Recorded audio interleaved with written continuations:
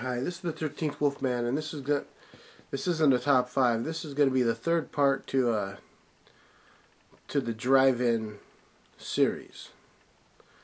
Now, the first part of the drive-in series was, well, drive-ins. The second part was second-run theaters. And the third part, we're going to talk about the early days of the video age. That's right. We're into the 1980s now, and video age is upon us. It's the early 80s. Betamax is out, VHS is out, and Sears has this really weird, I can't remember what they're called, but they're about the size of an album, and they're a plastic disc that has the movie on the inside, and that format's out. And the format wars have begun. You know, VHS is everybody's champion, but it costs like twice as much to own a VHS player as it does a Betamax. Betamax actually had a better and clearer picture, and the tapes were only, 2/3 the size of a VHS. Now, here's where Zenith, who owned Betamax, screwed up. They wouldn't allow porn production companies to put out porn on beta. They wouldn't allow them to license the format.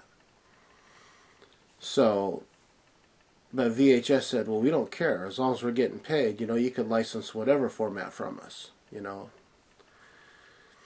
So that was kind of like an early swing and a big miss for Betamax, and that was probably the beginning of the end. Now, back when I was a kid, we had a Betamax. That was the first thing we had before we had VHS, and it was kind of cool because you can go to a video shop back then. The early days of the video shop. There was a place called the Warehouse. It's now called FYE. All the warehouses were bought up like about 10 years ago, I believe it was, and they were turned into FYEs, kind of like Suncoast Video. I miss Suncoast Video. Sam Goody, whatnot, So, back in the early 80s, we had this place called the Warehouse, and we'd go in there, and it was really weird. This is back when people weren't really buying videos. They were just renting them, because to buy them, it was ridiculous. A brand new tape, no matter what, Betamax, VHS, cost about $100. I mean, I remember my parents, we would go in to rent movies out, and they would actually have to put a deposit down on the movies that they rent out in case something bad happened to the movies. I mean, it got to the point in the mid-80s where that was kind of phased out because the tapes were now cheaper because, well, Betamax was no longer around. But Betamax was our first thing, and I just remember that we had about 14, you bought blank tapes. Like I said, people weren't buying the actual movies in the early 80s, But you bought blank tapes and you'd record what you wanted off of TV, and I had everything that I can remember. The Bronx Warriors, Escape from the Bronx, 1999. I had the Warriors on beta, along with a couple of. I think I had one copy of Night of the Living Dead and Dragon Slayer. Or no, not Dragon. That didn't come. What the hell was it? Oh well. But there was just everything, and in the early days, it was kind of cool. The video stores were. The people that worked at the video stores were movie buffs, much like all of us, and you could kick back and talk to these people about movies all day.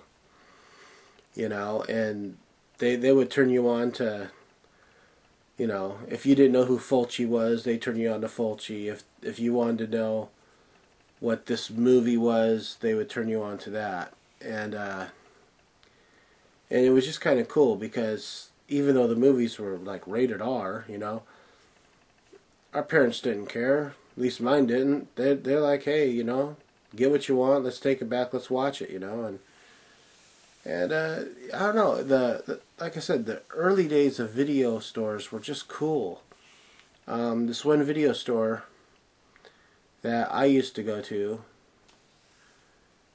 they had all the walls just covered with posters. You know, they'd get brand new one sheets, not the posters that they get nowadays where it says, you know, available on video. These were actual one sheets that were the same things that were in the theaters, and they had the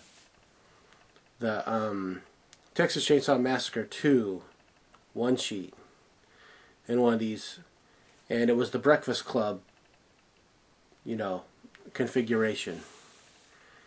And you go in there and you would bid on the poster. You know, you'd go in there one day and you go, okay, how much is that poster going to be? It starts out like 50 cents.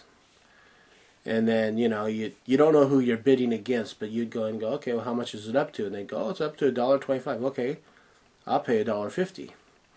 And then by the end of the week, whoever had the highest bid got the poster. And I think I paid $5 for that poster one time. You know, and I wish I still had that. I had a lot of really cool posters back then that I got from that particular place. I had a Back to the Future quad that I wish I still had. You know, and an Avenging Angel poster. But yeah, it was kind of cool because back then, you know, the movie companies would just, you had the movie companies like Paramount and Warner Brothers, you know, that wanted to put movies out on video, and that was fine. But then you had, you know, in the 80s, there was a lot of direct-to-videos. You know, it's like shot-on-video movies. Everybody wanted to get in on the act, and it was kind of cool because there was a lot of crap that was coming out of nowhere. And then every now and then you'd find a surprise. So tell me what your thoughts are, man. I mean, the video, the early days of video. Were you around? Did you enjoy it? What were some of the great video stores that you went to? You know, just give us a little insight into what makes you tick. Comment, video response, you know, they're all welcome. This is the 13th Wolfman. I'm on the prowl.